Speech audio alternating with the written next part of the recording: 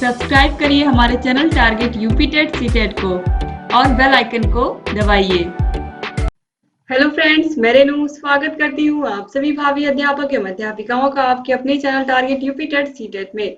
दोस्तों, आज की इस वीडियो में हम आपके डीएलएड 4th सेमेस्टर के थर्ड पेपर यानी कि विज्ञान विषय के बहुविकल्पी क्वेश्चंस को यहाँ पर देखने वाले हैं।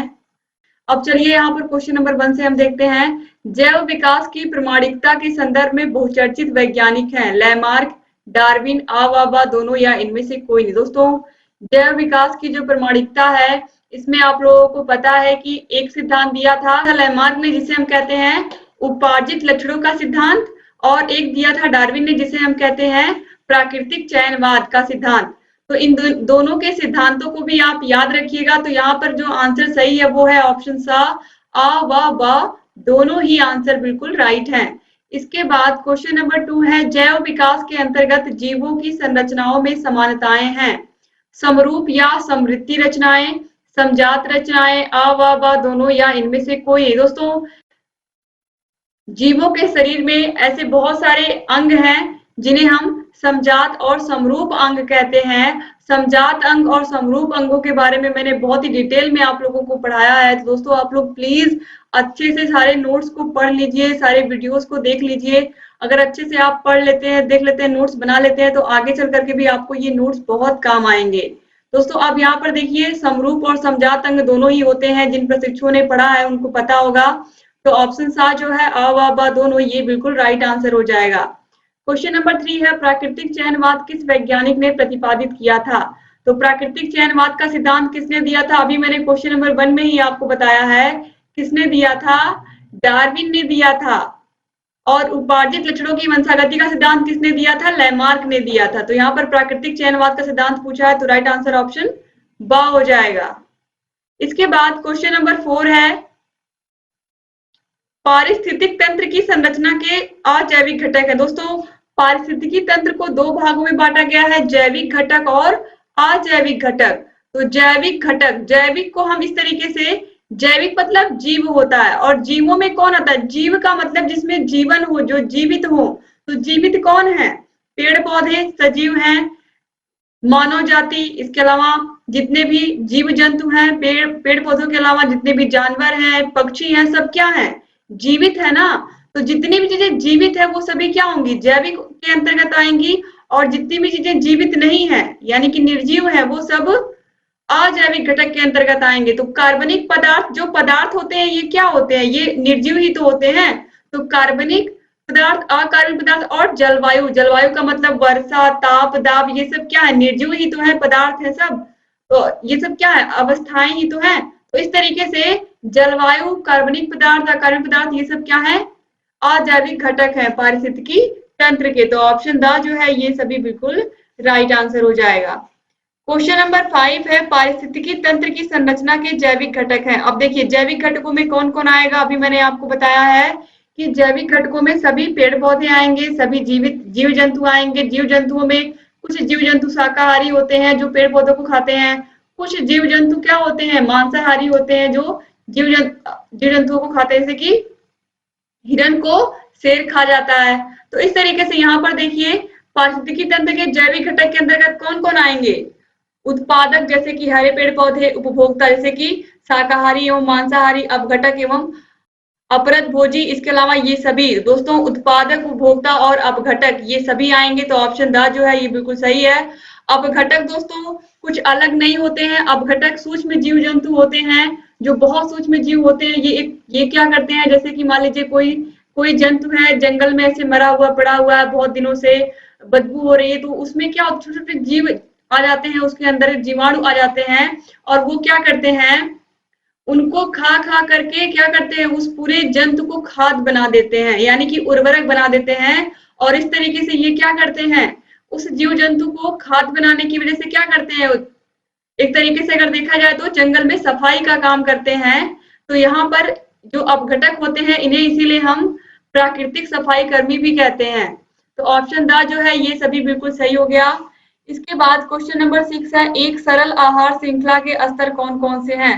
तो सरल आहार श्रृंखला में कौन आता है? सबसे पहले उत्पादक। उत्पादक को जहां भी आप देखोगे आप तुरंत कहोगे हरे पेड़ पौधे।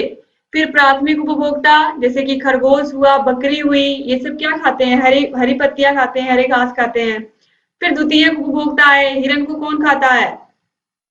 शेर खाता है। इसके बाद ये सभी, तो ऑप्शन द जो है ये बिल्कुल राइट आंसर हो जाएगा। इसके बाद क्वेश्चन नंबर 7 है, एक घास स्थल में खाद्य श्रृंखलाएं देखी जा सकती हैं। एक घास स्थल में, एक जंगल में भी आप कह सकते हो कि निम्न प्रकार की श्रृंखलाएं हम देख सकते हैं, निम्न खाद्य श्रृंखलाएं। जैसे कि घास को कौन खाता है? टिड्डे। टिड्डे क्या करते हैं? आपने देखा होगा फसलों को क्या करते हैं, वो बहुत नुकसान पहुंचाते हैं। तो फसल क्या है? हरे पेड़ पौधे ही तो हैं। तो घास को कौन खाता है? टिड्डा। टिड्डे को कौन खाता है? गिरगिट और छिपकली टिड्डे को खा जाते हैं। और गिरगिट और छिपकली को कौन खा जाता है? बाज खा जाता है। ये बिल्कुल सही हो गया। इसके बाद देखिए, हरे पेड़ पौधों को कौन खाते हैं? चूहे खाते हैं। चूहे को कौन खा लेता है? बिल्ली खा लेती है, तो हम सभी ने देखा है। और बिल्ली और सांप को कौन खा जाता है? बाज और शेर खा जाता है। यहाँ पर आप देखिए कॉमन लगा हुआ है, बिल्ली और सांप को कौन खा जाता है? बाज और शेर खा जाते हैं। फिर देखिए यहाँ पर 100 ऑप्शन में घास व पौधे, इनको कौन खाता है? खरगोश खाता है, भेड़ खाती है, हिरन भी खाता है। और खरगोश, भेड़, हिरन को कौन खा जाता है? भेड़िया खा जाता है। और इन भेड़िया को कौन खा जाता है? शेर और चीता खा जाते हैं। तो इस तरीके से यहाँ पर भी देखिए खाद्य श्रृंखला, यहाँ पर कॉमा लगा हुआ है, इसका मतलब आप लोग ध्यान से समझिएगा। और यहाँ पर दिया है ऑप्शन द ये सभी। तो ये जितने भी खाद्य श्रृंखलाएं दी गई हैं ये क्या है? ये बिल्कुल राइट है। तो ऑप्शन द जो है ये बिल्कुल राइट आंसर हो जाएगा।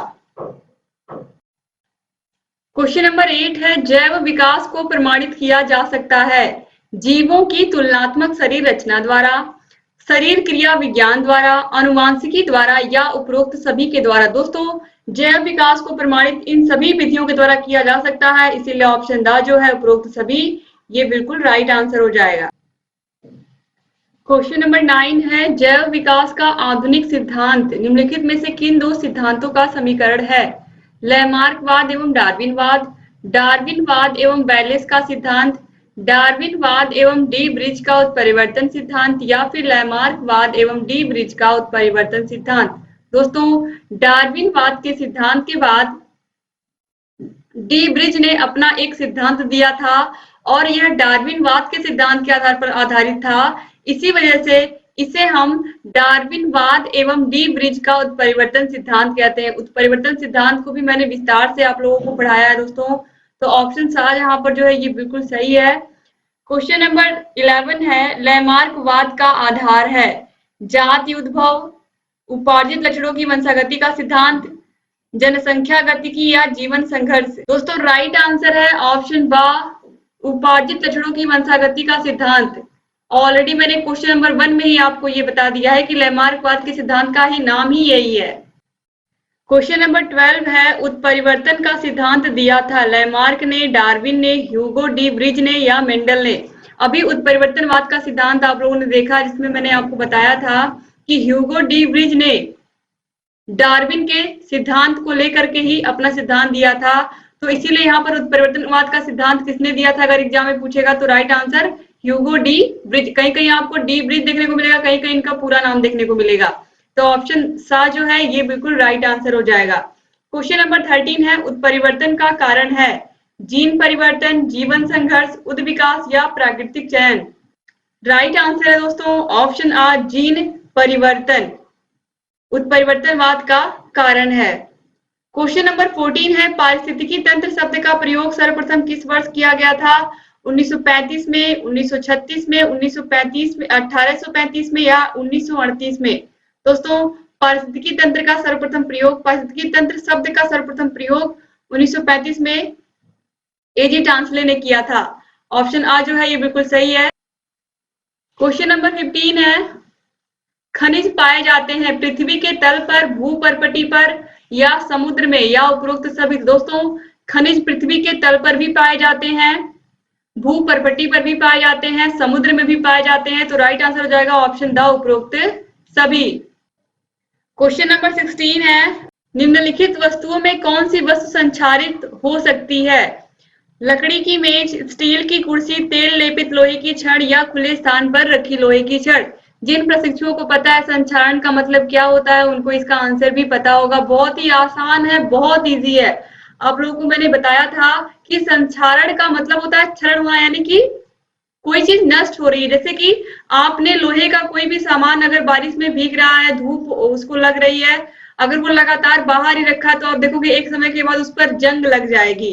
तो जंग लगना यानी कि क्या हो रहा है, वो धातु धीरे धीरे क्या हो रही है, नष्ट हो रही है ना। तो इसे हम क्या कहते हैं, संक्षारण कहते हैं। और अगर उसी लोहे पर हमने पेंट कर दिया या उसी लोहे को हमने किसी तेल से उस पर एक लेप चढ़ा दिया, तो इस तरीके से वो उस तेल की वजह से वह लोहा संक्षारित नहीं होगा, नष्ट नहीं होगा, उस पर जंग नहीं लगेगी। तो कैसे हम बचा सकते हैं और कैसे संक्षारण होता है, इसके बारे में डिटेल से मैंने आप लोगों को पढ़ाया है बहुत ही अच्छे से।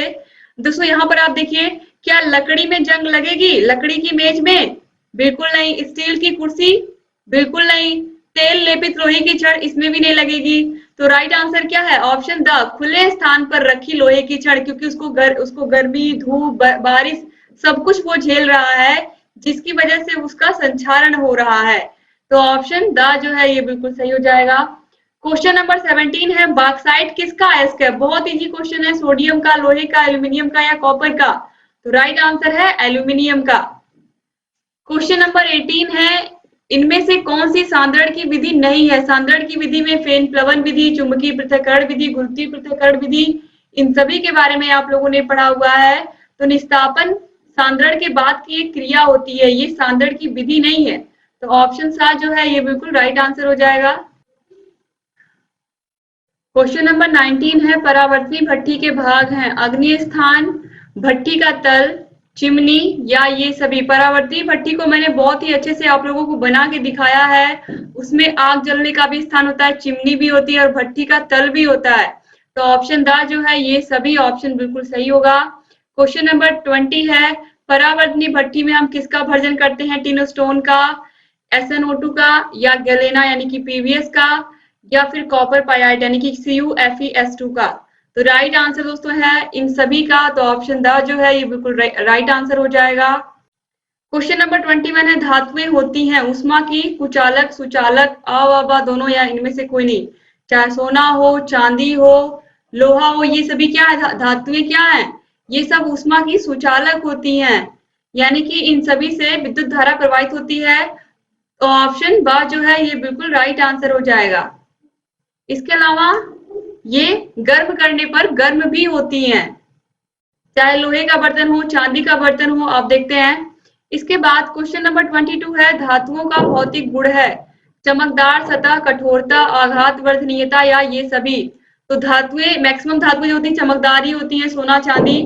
इसके अलावा कठोर भी होती हैं, आप लोगों को पता है। और आघात वर्धनीयता यानी कि इनके अंदर अगर इन पर हम हथौड़ा चलाते हैं या फिर हम ये कहें कि अगर हम इनको चाहें तो पीट पीट करके क्या कर सकते हैं, फैला भी सकते हैं चद्दर की तरह। तो इस तरीके से ऑप्शन द जो है ये बिल्कुल राइट आंसर हो जाएगा। तो ऑप्शन द यहाँ पर बिल्कुल राइट आंसर हो गया। क्वेश्चन नंबर 23 है, अयस्क के गुण हैं या अयस्क के रूप हैं? ऑक्सीकृत अयस्क, हैलाइड अयस्क, अ व दोनों या इनमें से कोई नहीं। तो राइट आंसर है ऑप्शन सा, अ और ब दोनों। क्वेश्चन नंबर 24 है, खनिजों के रूप हैं धात्विक खनिज, अधात्विक खनिज, खनिज ईंधन या ये सभी। तो ये सब दोनों ही क्या है, खनिजों के रूप हैं। तो ऑप्शन द जो है दोस्तों ये राइट आंसर हो जाएगा, क्योंकि जो खनिजों के रूप है वो धात्विक खनिज, अधात्विक खनिज और खनिज ईंधन, ये तीनों ही है। इसके बाद क्वेश्चन नंबर 25 है, पृथ्वी से प्राप्त अयस्कों में मिश्रित अशुद्धियों को कहते हैं। दोस्तों जो अयस्क हमें पृथ्वी से प्राप्त होता है, पृथ्वी की भूपर्पटी से प्राप्त होता है, उसमें जो अशुद्धियां होती हैं उनको हम कहते हैं अधात्री। तो ऑप्शन आ जो है ये बिल्कुल राइट आंसर हो जाएगा। क्वेश्चन नंबर 26 पे आते हैं, धातु निष्कर्षण की विधि है आसवन विधि, द्रवण विधि, खरपरण विधि या उपरोक्त सभी। तो राइट आंसर है ऑप्शन द, उपरोक्त सभी।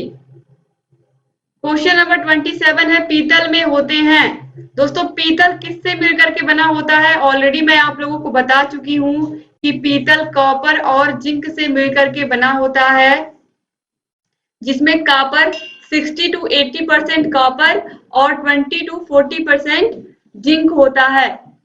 तो ऑप्शन सा जो है ये बिल्कुल राइट आंसर हो जाएगा। क्वेश्चन नंबर 28 है कॉपर पायराइड का सूत्र है CuFeS2 Cu2S Cu2O या फिर CuCO3.CuOH का होल ट्वाइस। राइट आंसर यहाँ पर है ऑप्शन आ CuFeS2। क्वेश्चन नंबर 29 है मेंडलीव की आवर्त सारणी के लाभ हैं। सही परमाणु भार ज्ञात करने में यह सहायक है। नए तत्वों की खोज तथा अनुसंधान में भी सहायक है, क्योंकि नए तत्वों की खोज के लिए और अनुसंधान के लिए ऑलरेडी उसमें इनके आवर्त सारणी में जगह दी हुई है। तत्वों के गुणों के अध्ययन में भी सुविधाजनक है। तो ऑप्शन द जो है ये सभी ये बिल्कुल राइट आंसर हो जाएगा। क्वेश्चन नंबर 30 है मेंडलीव की आवर्त सारणी में आवर्तों की संख्या कुल कितनी है, 7, 8, 9 या 15। तो राइट आंसर है ऑप्शन आ 7। मेंडलीव की आवर्त सारणी में आवर्तों की संख्या 7 है। क्वेश्चन नंबर 31 है किसी लघु आवर्त में बाएं से दाएं चलने पर तत्वों की हाइड्रोजन के प्रति संयोजकता बढ़ती चली जाती है, घटती चली जाती है, एक समान रहती है, या फिर पहले 1 से 4 तक बढ़ती है और फिर 4 से 1 तक घटती है। तो राइट आंसर दोस्तों यही है कि पहले 1 से 4 तक बढ़ती है और फिर 4 से 1 तक घट जाती है। क्वेश्चन नंबर 32 है किसी आवर्त में बाएं से दाएं बढ़ने पर। अब जब यहाँ पर किसी आवर्त की बात हो रही है तो आधुनिक आवर्त सारणी की बात हो रही है, और आधुनिक आवर्त सारणी में आपको पता है सभी तत्वों को उनके परमाणु क्रमांक के बढ़ते हुए क्रम में रखा गया है। तो देखिए जब किसी भी आवर्त में हम बाएं से दाएं जाते हैं, आपको पता है ये खड़ी रेखाएं क्या होती हैं, वर्ग होती हैं, और जो क्षैतिज रेखाएं होती हैं ये क्या होती हैं, आवर्त होती हैं। दोस्तों यहाँ पर आप देखिए आवर्त में जब हम बाएं से दाएं जाते हैं किसी भी आवर्त में, तो यहाँ पर पूछा है कि देखिए तत्वों की धन विद्युत प्रवृत्ति बढ़ती है। जब हम बाएं से दाएं जाते हैं तो इलेक्ट्रॉनों को त्याग करने की जो क्षमता होती है वो घटती जाती है। तो इसीलिए यहाँ पर देखिए धन विद्युत प्रवृत्ति क्या होगी, ये घटती जाती है ना कि बढ़ती जाती है। तो ऑप्शन आ गलत हो गया। धात्विकता बढ़ती जाती है, ये भी गलत हो गया। इसके बाद देखिए आयनिक त्रिज्या बढ़ती जाती है। दोस्तों आयनिक त्रिज्या जब हम बाएं से दाएं जाते हैं तो आयनिक त्रिज्या नहीं बढ़ती है। जब हम ऊपर से नीचे आते हैं किसी समूह में तब त्रिज्या बढ़ती है, क्योंकि तब परमाणु क्रमांक 1 बढ़ता जाता है और उस तरीके से जो बाहरी इलेक्ट्रॉन है बढ़ते जाते हैं। इस तरीके से जो तत्व होते हैं उनकी परमाणु त्रिज्या बढ़ती जाती है। लेकिन हम बाएं से दाएं जाते हैं तो बाहरी कोश में इलेक्ट्रॉन बढ़ते हैं, तो जिसकी वजह से नाभिक में जो प्रोटॉन होता है वो इलेक्ट्रॉनों को और तेजी से खींचता है, जिसकी वजह से जो परमाणु त्रिज्या है वो और छोटी होती जाती है। तो यहाँ पर आप देखिए ऑप्शन सा जो है ये भी गलत हो गया। तो ऑप्शन द जो है ऑक्साइड की क्षारीय प्रवृत्ति घटती जाती है, यानी कि अम्लीयता बढ़ती जाती है, क्षारीयता घटती जाती है और अम्लीयता बढ़ती जाती है। तो ऑप्शन द जो है ये बिल्कुल सही हो जाएगा। सेम यही क्वेश्चन राजन सीरीज में भी था, वहां पर भी मैंने पूरा अच्छे से डिटेल में आप लोगों को समझाया था और यहाँ पर भी मैंने आपको समझा दिया। अब चलिए आगे देखते हैं क्वेश्चन नंबर 33। किसी समूह में ऊपर से नीचे की ओर बढ़ने पर आयनिक त्रिज्या घटती जाती है। अभी मैंने आपको समझाया जब हम ऊपर से नीचे आएंगे, समूह या ग्रुप इसी को हम कहते हैं, समूह या ग्रुप कहते हैं या वर्ग भी कहते हैं। तो हम ऊपर से नीचे आते हैं किसी वर्ग या समूह में तो आयनिक त्रिज्या क्या होती है, बढ़ती जाती है। परमाणु क्रमांक बढ़ने की वजह से त्रिज्या बढ़ती जाती है, और यहाँ पे क्या दिया है, घटती जाती है। इसके अलावा देखिए सुचालकता बढ़ती जाती है, और दिया है घनत्व बढ़ता जाता है और धात्विकता बढ़ती जाती है। दोस्तों जब हम ऊपर से नीचे आएंगे तो त्रिज्या बढ़ती जाती है, और यहाँ पर ऑप्शन द दिया है धात्विकता बढ़ती जाती है, ये बिल्कुल सही है। जब हम ऊपर से नीचे आते हैं तो धात्विकता बढ़ती है, यानी कि धातु का गुण बढ़ता है। और धातुएं क्या होती हैं, धातुएं ऊष्मा की सुचालक होती है, तो सुचालकता भी बढ़ती है। और धातुओं का घनत्व भी अधिक होता है, चाहे लोहा हो, सोना हो, चांदी हो, सबका घनत्व भी अधिक होता है। तो इस तरीके से ऑप्शन बा भी सही हो गया, सा भी सही हो गया, द भी सही हो गया। सेम यही क्वेश्चन राजन सीरीज में भी था, लेकिन राजन सीरीज में ऑप्शन द सही था। क्यों सही था, क्योंकि यहाँ पर दिया था सुचालकता घटती जाती है, जहां पर बढ़ती दिया है यहाँ पर दिया था घटती जाती है, और यहाँ पर दिया था, यहाँ पर भी दिया था घनत्व घटता जाता है। इसी वजह से वहां पर ऑप्शन द बिल्कुल सही था। लेकिन यहाँ पर आप देखिए ये तीनों ही सही है, तीनों ही ऑप्शन क्या हो जाएंगे, बिल्कुल सही हो जाएंगे, क्योंकि सुचालकता भी बढ़ती जाती है, घनत्व भी बढ़ता जाता है और धात्विकता भी बढ़ती जाती है।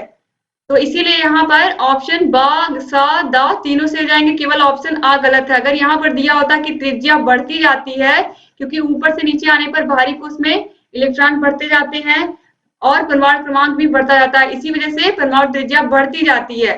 तो इसी वजह से यहाँ पर अगर यहाँ पर भी बढ़ते हुए दिया होता तो सारे ऑप्शन बिल्कुल सही होते।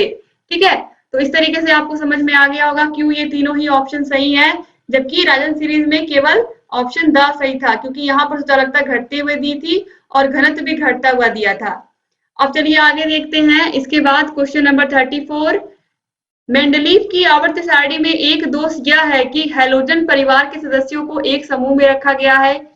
इसके बाद देखिए, इसके आधार पर अज्ञात तत्वों के गुणों के बारे में भविष्यवाणी नहीं की जा सकती है।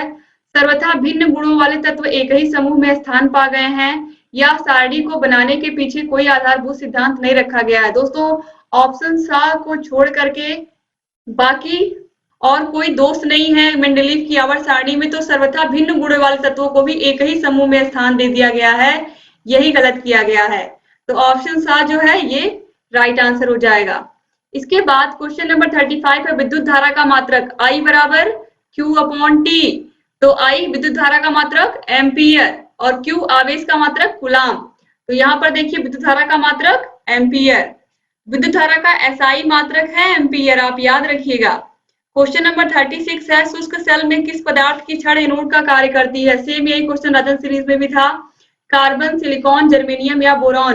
तो राइट आंसर है दोस्तों कार्बन की क्षण शुष्क सेल में एनोड का कार्य करती है।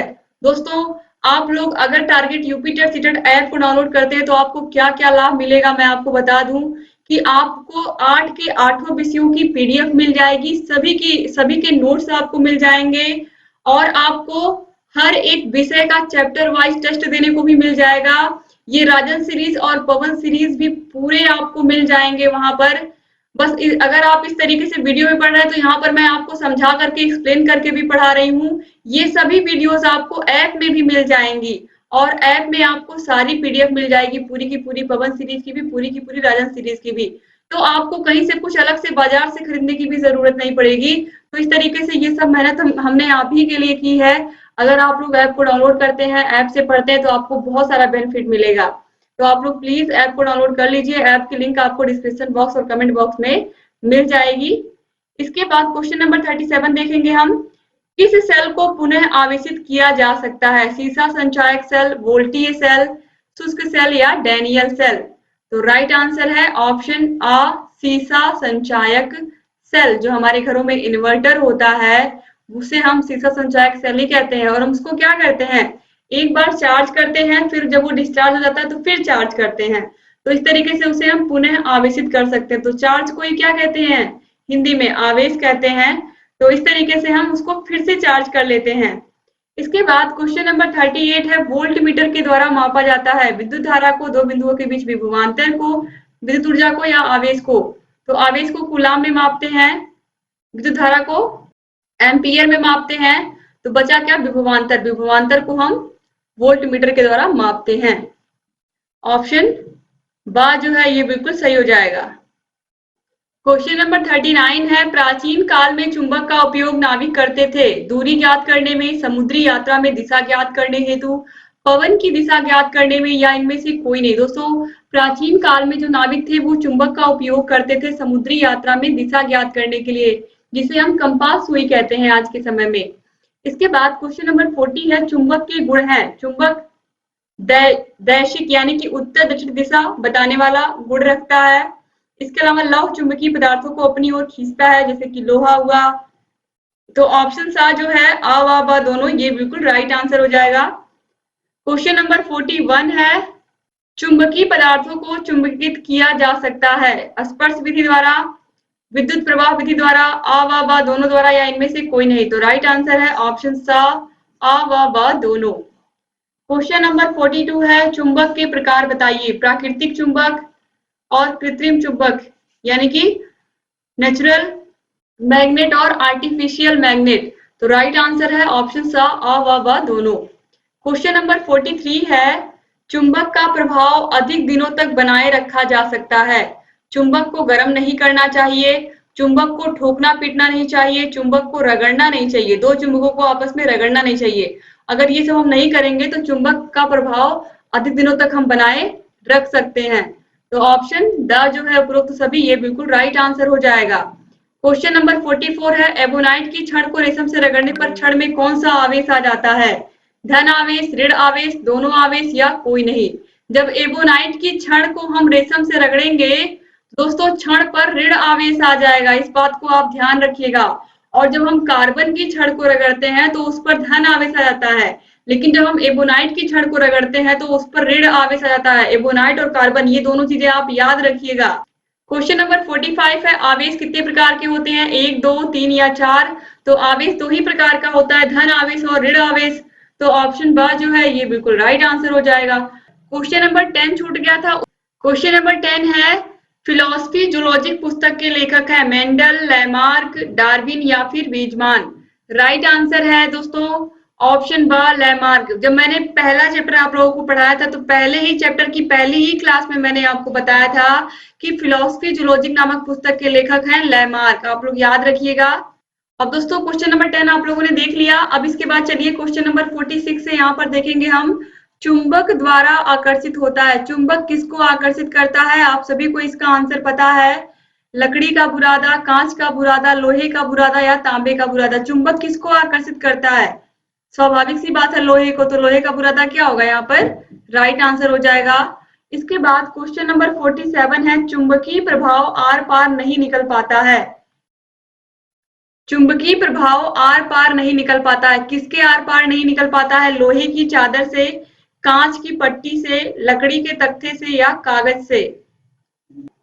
दोस्तों यहाँ पर चुंबकीय प्रभाव किसके आर पार नहीं निकल पाता है? तो राइट आंसर है ऑप्शन आ लोहे की चादर से।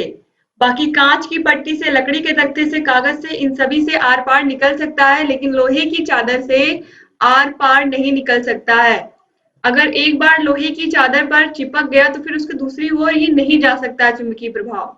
क्वेश्चन नंबर 48 है, अचुंबकीय पदार्थ कौन है? अचुंबकीय पदार्थ इसमें से कौन सा है? निकिल, लोहा, कोबाल्ट या सोना? दोस्तों मैंने आप लोगों को बताया था कि चुंबकीय पदार्थ कौन कौन से होते हैं, अनुचुंबकीय कौन कौन से होते हैं और अचुंबकीय कौन कौन से होते हैं। दोस्तों लौह चुंबकीय, अगर मैं चुंबकीय बात करूं तो चुंबकीय पदार्थ या लौह चुंबकीय पदार्थों में लोहा, निकिल और कोबाल्ट आते हैं। तो यहाँ पर ये देखिए निकिल है, कोबाल्ट है, इसके अलावा लोहा है, ये तीनों है चुंबकीय पदार्थ। चुंबकीय पदार्थ है और चुंबक इनको आकर्षित कर लेता है। तो बचा क्या यहाँ पर? सोना। सोना एक अचुंबकीय पदार्थ है, तो राइट आंसर यहाँ पर क्या हो जाएगा? सोना हो जाएगा। जो अचुंबकीय पदार्थ है वह होते हैं कौन कौन से मैं आपको बता दूं। अचुंबकीय पदार्थ में आते हैं चांदी, सोना, हीरा, नमक, जल, बिस्मथ, जस्ता। तो यहाँ पर आप देखिए सोना दिया हुआ है अचुंबकीय पदार्थ, या इसी को हम प्रतिचुंबकीय पदार्थ भी कहते हैं। क्या कहते हैं? प्रतिचुंबकीय पदार्थ। तो इस तरीके से आप इसका नाम याद रखिएगा, प्रतिचुंबकीय पदार्थ भी इसको हम कहते हैं। तो अचुंबकीय पदार्थ को ही प्रतिचुंबकीय पदार्थ भी कहते हैं। तो राइट आंसर यहाँ पर क्या हो गया? सोना। इसके बाद क्वेश्चन नंबर 49 है, दैनिक जीवन में प्रायः कितने प्रकार की विद्युत धारा का प्रयोग होता है? 4, 2, 3 या फिर 5? तो हमारे घरों में जो लाइट आती है वो होती है एसी करंट यानी कि अल्टरनेटिव करंट, और जो हमारे घरों में इन्वर्टर होता है उसमें होता है डीसी करंट यानी कि डायरेक्ट करंट। जब लाइट कटती है तो इन्वर्टर का प्रयोग करते हैं हम। तो इस तरीके से हमारे घरों में दैनिक जीवन में अगर देखा है तो दो तरीके की ही विद्युत धारा का प्रयोग करते हैं हम। करंट दो तरीके के करंट का, एक एसी करंट और एक DC current. AC alternative current और डीसी डायरेक्ट करंट। ऑप्शन बा जो है ये बिल्कुल सही हो जाएगा। क्वेश्चन नंबर 50 है, सेल के प्रकार हैं प्राथमिक सेल, द्वितीयक सेल, अ, दोनों या इनमें से कोई नहीं?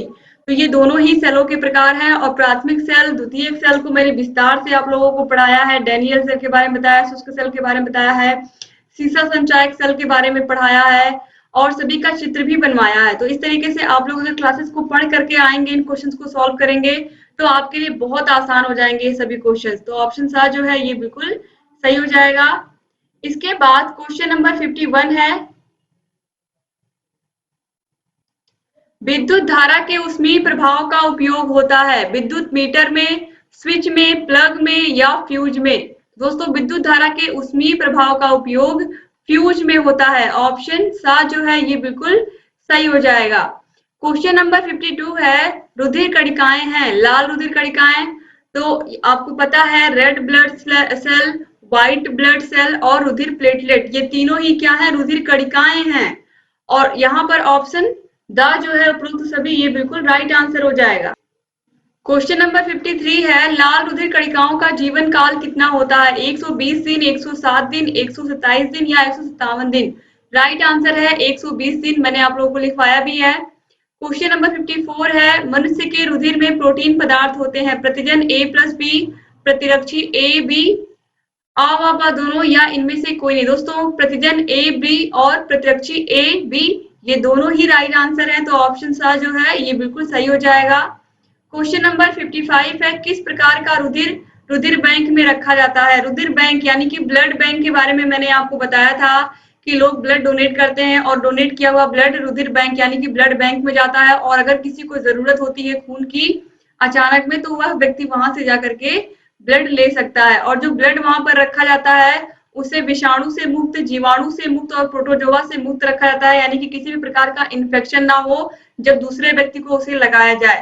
तो ऑप्शन द जो है उपरोक्त सभी प्रकार का, ये बिल्कुल राइट आंसर हो जाएगा। दोस्तों इस तरीके से यहाँ पर क्वेश्चन नंबर 54 में आप लोग थोड़ा सही कर लीजिए, प्रतिजन ए और बी, प्रतिरक्षी ए और बी, और यहाँ पर इसको आप इस तरीके से एंड बना लीजिए प्लस को, ठीक है, तो यहाँ पर ये हो जाएगा आपका। क्वेश्चन नंबर 54 है, मनुष्य के रुधिर में प्रोटीन पदार्थ होते हैं, प्रतिजन ए और बी, यहाँ पर और रहेगा, और प्रतिरक्षी स्मॉल ए और स्मॉल बी यहाँ पर है, तो यहाँ पर बीच में और होना चाहिए था। तो प्रतिजन ए और बी, प्रतिरक्षी ए और बी, तो आ व बा दोनों या इनमें से कोई नहीं, तो राइट आंसर दोस्तों है ऑप्शन सा, आ और बा दोनों, यानी कि ऑप्शन सा जो है ये बिल्कुल सही है, यानी कि प्रतिजन ए बी और प्रतिरक्षी ए बी। इसके बारे में भी मैंने आप लोगों को पढ़ाया है। अब इसके बाद देखिए क्वेश्चन नंबर 55 है, किस प्रकार का रुधिर रुधिर बैंक में रखा जाता है। दोस्तों जो ब्लड बैंक होता है, मैंने आपको ब्लड बैंक के बारे में पढ़ाया है कि हम लोग जो ब्लड डोनेट करते हैं, कोई भी व्यक्ति अपनी इच्छा से ब्लड डोनेट कर सकता है अगर वह स्वस्थ है। तो दोस्तों जो ब्लड हम डोनेट करते हैं वह जाता है ब्लड बैंक में, और ब्लड बैंक में जाने के बाद वहां पर जब भी किसी भी व्यक्ति को ब्लड की जरूरत होती है तो वहां से जाकर के ले सकता है, और वहां पर जो ब्लड रखा होता है ब्लड बैंक में वो विषाणु से मुक्त होता है, जीवाणु से मुक्त होता है और प्रोटोजोआ से मुक्त होता है, यानी कि बिल्कुल साफ सुथरा और अच्छा ब्लड होता है, ताकि अगर किसी व्यक्ति को चढ़ाया जाए तो वह बिल्कुल स्वस्थ रहे। तो ऑप्शन द जो है उपरोक्त सभी, ये बिल्कुल राइट आंसर हो जाएगा। इसके बाद क्वेश्चन नंबर 56 है, रुधिर का थक्का बनाने वाली रुधिर कणिका का क्या नाम है। लाल रुधिर कणिका, प्लेटलेट्स, रुधिर श्वेत रुधिर कणिका या इनमें से कोई नहीं। तो रुधिर का थक्का बनाने वाली कणिका का नाम है प्लेटलेट, ऑप्शन बी जो है ये बिल्कुल राइट आंसर है। क्वेश्चन नंबर 57 है, मानव रुधिर वर्ग की खोज सर्वप्रथम किस वैज्ञानिक ने की थी। तो रुधिर वर्ग की खोज या ब्लड ग्रुप की खोज किस वैज्ञानिक ने की थी। हेल्स ने की थी, लैंड स्टीनर ने की थी, लैमार्क ने की थी या डार्विन ने की थी। तो राइट आंसर है कार्ल लैंड स्टीनर, यानी कि ऑप्शन बा जो है ये बिल्कुल सही हो जाएगा। इसके बाद क्वेश्चन नंबर 58 है, निम्नलिखित में से किसके कारण रुधिर का रंग लाल होता है। फाइब्रिनोजन, फाइब्रिन, हीमोग्लोबिन या प्रतिजन। तो दोस्तों हीमोग्लोबिन के कारण ही रुधिर का जो रंग होता है वो लाल होता है। क्वेश्चन नंबर 59 है, रक्त को कितने वर्गों में बांटा गया है। 2, 1, 5 या फिर 4। तो रक्त को यानी कि ब्लड को 4 वर्गों में बांटा गया है, ए बी, ए बी और ओ वर्ग। और सर्वग्राही कौन है, सर्वदाता कौन है, आप लोगों को पता है कि जो ओ है ये सर्वदाता है और ए बी क्या है, सर्वग्राही है। तो क्वेश्चन नंबर 60 है, ओ रक्त वर्ग क्या है, सर्वदाता है, सर्वग्राही है, आ व बा दोनों या इनमें से कोई नहीं। तो आपको पता है कि जो ओ रक्त वर्ग है ये सर्वदाता है, सभी को अपना ब्लड डोनेट कर सकता है, कोई किसी भी ब्लड ग्रुप का हो, सभी को ये अपना रक्त, अपना ब्लड डोनेट कर सकता है। तो ऑप्शन आ जो है ये बिल्कुल राइट हो जाएगा। और सर्वग्राही कौन है, सर्वग्राही है ए बी, यानी कि यह किसी का भी रक्त ले सकता है। क्वेश्चन नंबर 61 है रक्त की संरचना के मुख्य अवयव हैं रक्त कणिकाएं, रुधिर प्लाज्मा, अ दोनों या इनमें से कोई नहीं। तो रक्त की संरचना के मुख्य अवयव दोस्तों रक्त कणिकाएं भी होती हैं और रुधिर प्लाज्मा भी होता है। तो ऑप्शन सा जो है ये बिल्कुल सही हो जाएगा। अब मैं आपको बता दूं कि रक्त के कौन कौन से भाग हैं या रक्त की संरचना में मुख्य अवयव कौन कौन से हैं। अगर इस तरीके का क्वेश्चन आता है तो आपको 4 भाग बताने हैं। रक्त कणिकाओं में कौन कौन आएगा, रेड ब्लड सेल यानी कि लाल रक्त कणिकाएं, व्हाइट ब्लड सेल यानी कि श्वेत रुधिर कणिकाएं और रुधिर प्लेटलेट्स और चौथा है रुधिर प्लाज्मा। तो इस तरीके से 4 अवयव हो गए। लेकिन अगर एग्जाम में इस तरीके का क्वेश्चन पूछ रहा है कि रक्त कितने प्रकार का होता है तो रक्त 3 प्रकार का होता है, red blood cell, white blood cell और प्लेटलेट्स। इसके बाद क्वेश्चन नंबर 62 है रक्त के कार्य हैं हार्मोन्स का संवहन, पोषक पदार्थों का संवहन, तापक्रम का नियमन या उपरोक्त सभी। तो ये सभी ब्लड के काम है। तो ऑप्शन द जो है ये बिल्कुल सही हो जाएगा। और रक्त के कार्य आपको पता ही है कि पूरे शरीर में ये क्या करते हैं, पोषक पदार्थों को पहुंचाते हैं, इसके अलावा ऑक्सीजन को पहुंचाते हैं, हार्मोन का संवहन करते हैं। तो ब्लड बहुत इंपॉर्टेंट ऑर्गन है हमारे शरीर में, या ब्लड का बहुत महत्वपूर्ण योगदान होता है हमारे पूरे शरीर के संचालन में। क्वेश्चन नंबर 63 है भारत में एनीमिया के क्या कारण है, गरीबी, अज्ञानता, गंदा रहन सहन या उपरोक्त सभी। तो दोस्तों ये सभी एनीमिया के कारण है और एनीमिया में खून की कमी हो जाती है, आप लोगों को पता ही है। क्वेश्चन नंबर 64 है आरबीसी की जीवन अवधि कम हो जाती है। कौन से रोग में जो आरबीसी यानी कि रेड ब्लड सेल है, लाल रक्त कणिकाएं हैं, उनका जीवन काल कम हो जाता है। अभी आपने पिछले क्वेश्चंस में देखा है कि लाल रक्त कणिकाओं का जीवन काल 120 दिन का होता है, लेकिन इस रोग की वजह से घट करके 20 दिन हो जाता है। इनका जीवन अवधि इनकी बहुत कम हो जाती है। तो ऐसा किस रोग में होता है, एनीमिया में तो बिल्कुल नहीं। और यहाँ पर ये भी गलत है दोस्तों, हीमोफीलिया भी गलत है। राइट आंसर है थैलेसीमिया।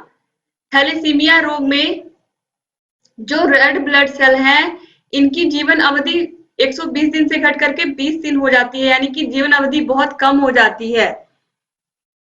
तो इसलिए ऑप्शन आ जो है थैलेसीमिया बिल्कुल राइट आंसर है।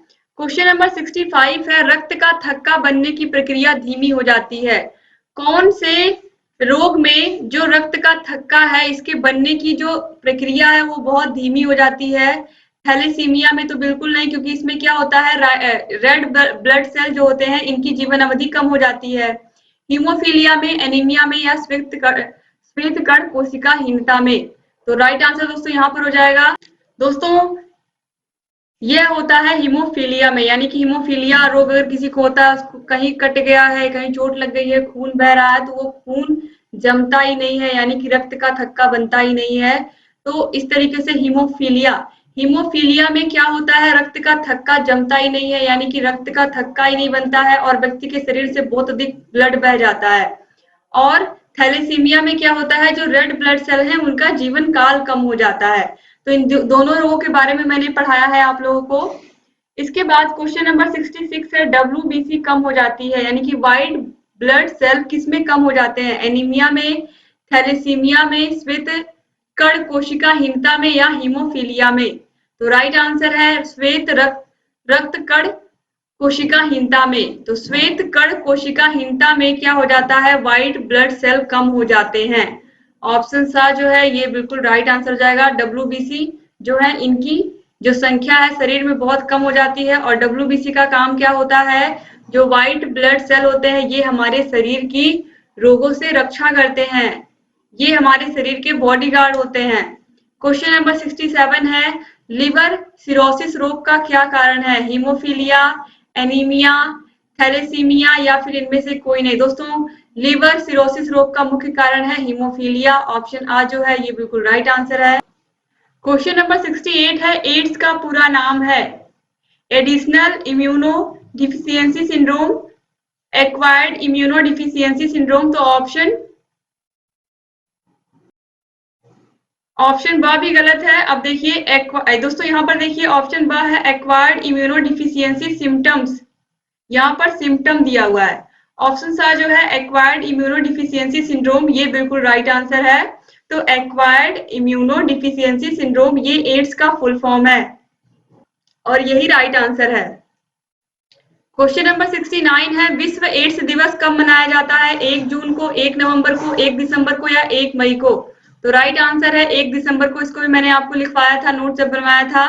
तो विश्व एड्स दिवस ये हमेशा के लिए आपको याद रखना है, यूपी टेट में भी पूछ सकता है, सुपर टेट में भी पूछ सकता है। क्वेश्चन नंबर 70 है, सर्वप्रथम एड्स वायरस कब देखा गया था? 1980 में, 1981 में, 1982 में या 1983 में? तो राइट आंसर है दोस्तों ऑप्शन ब 1981 में। क्वेश्चन नंबर 71 है, एचआईवी से प्रभावित होने वाली कोशिका का क्या नाम है? T1, T2, T3 या T4? तो राइट आंसर है T4। क्वेश्चन नंबर 72 है, एड्स की उपचार की औषधि है जाइडोवुडाइन, इंसुलिन, स्ट्रेप्टोमाइसिन या कोबाल्ट थेरेपी? राइट आंसर है ऑप्शन आ जाइडोवुडाइन। ऑप्शन आ याद रखिएगा, बहुत इंपॉर्टेंट है।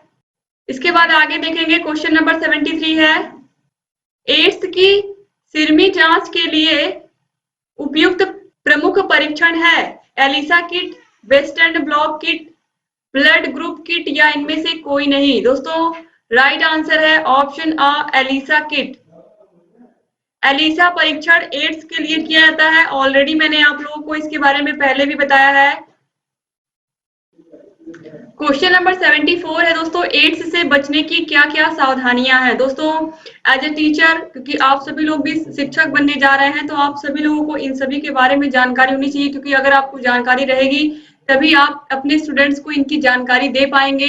तो यहाँ पर दोस्तों एड्स से बचने की कौन कौन सी सावधानियां हैं, किन किन कारणों से एड्स होता है, ऑलरेडी मैंने आप लोगों को नोट्स में बताया है। जब मैंने नोट्स आप लोगों को पढ़ाए हैं, वीडियोस बनाई है, आपको पता है कि एड्स के बारे में मैंने पूरा डिटेल में आपको पढ़ाया है, हीमोफीलिया के बारे में बताया है, जो भी ब्लड से होने वाले रोग है सभी के बारे में मैंने बताया है।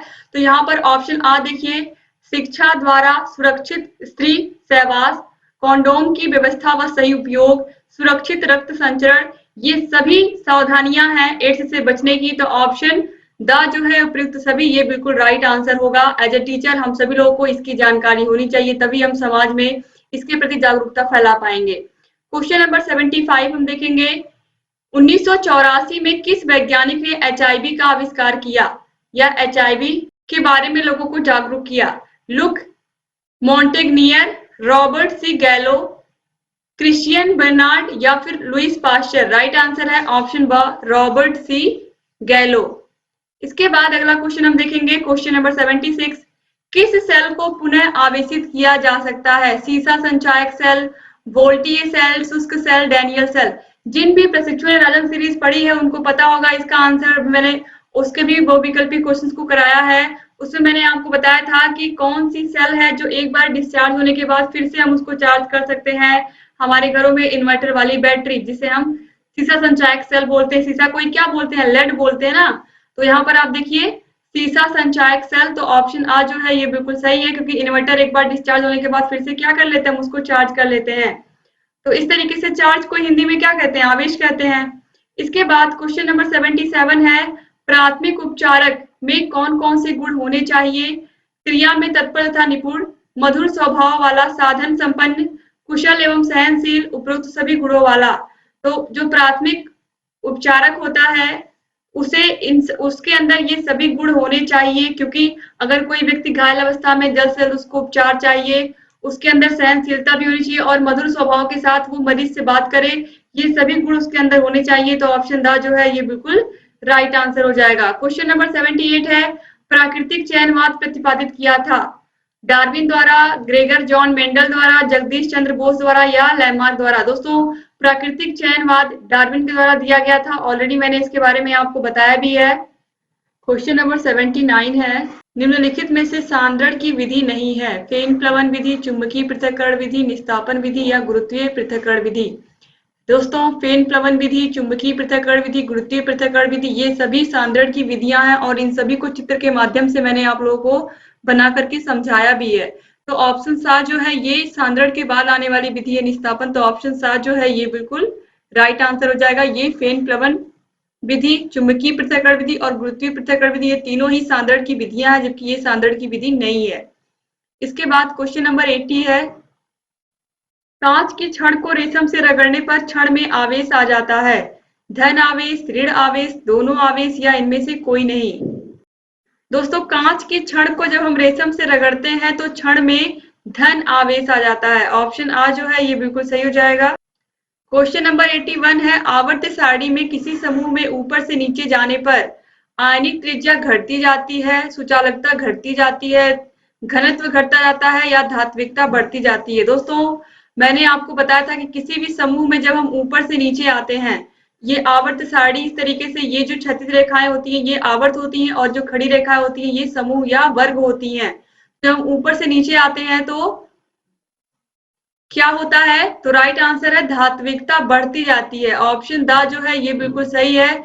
जिन भी प्रशिक्षु ने राजन सीरीज कंप्लीट पूरा पढ़ा होगा उन्हें इसका आंसर अच्छे से पता होगा, क्योंकि आवर्त सारणी में जब हम ऊपर से नीचे आते हैं तो आयनिक त्रिज्या बढ़ती है ना कि घटती है। इसके अलावा सुचालकता भी बढ़ती है और घनत्व भी बढ़ता है, तभी धात्विकता बढ़ती है। तो यहाँ पर ऑप्शन द जो है धात्विकता बढ़ती जाती है, ये बिल्कुल राइट आंसर है।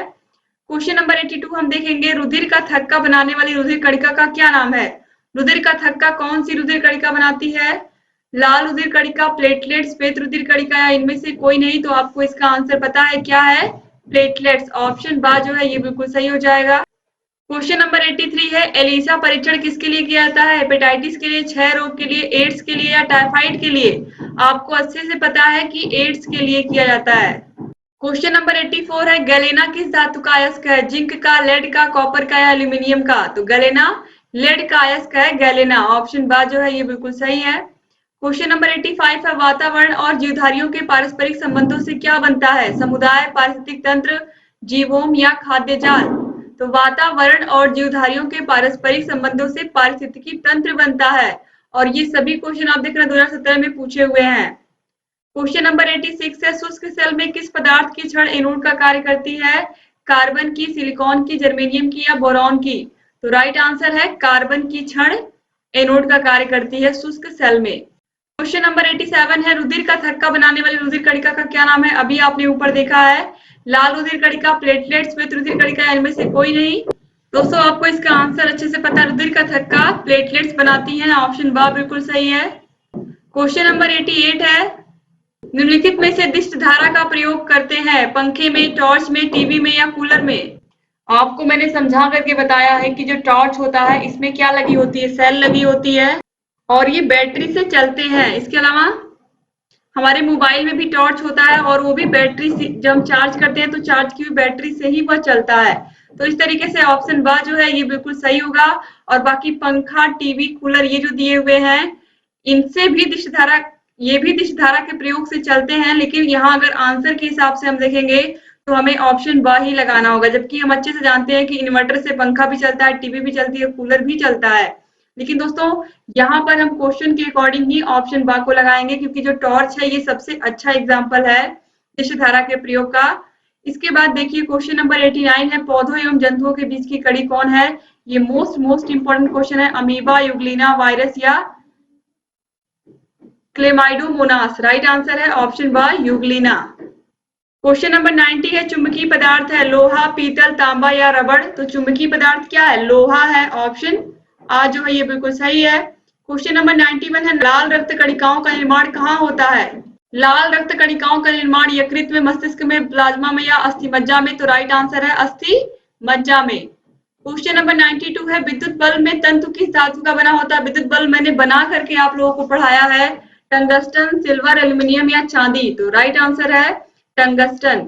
तो इस तरीके से आपने सारे के सारे क्वेश्चन कंप्लीट कर लिए दोस्तों। पर आपको हिंदी और एसएसटी विषय प्रियंका मैम ने पढ़ा दिया है, पूरा कंप्लीट करा दिया है, और शांति शिक्षा भी प्रियंका मैम पढ़ा रही है टारगेट टीचर जॉब चैनल पर। आप लोग उनके चैनल को जरूर सब्सक्राइब कर लीजिए, और वह तो आप 8 के 8 विषयों की वीडियोस को भी देखिए और अपनी तैयारी को बेहतर बनाइए। और अगर अभी तक आपने चैनल को सब्सक्राइब नहीं किया तो तुरंत सब्सक्राइब कर दीजिए और घंटी के निशान को भी प्रेस कर दीजिए, ताकि जो भी नई वीडियोस हम बनाते हैं उसका नोटिफिकेशन आपके पास समय से जाए और आप हमारे सभी वीडियोस को ऐसे ही देखते रहें। तो मिलते हैं नेक्स्ट वीडियो में, तब तक अपना ख्याल रखिएगा, अपनी फैमिली का भी ख्याल रखिएगा।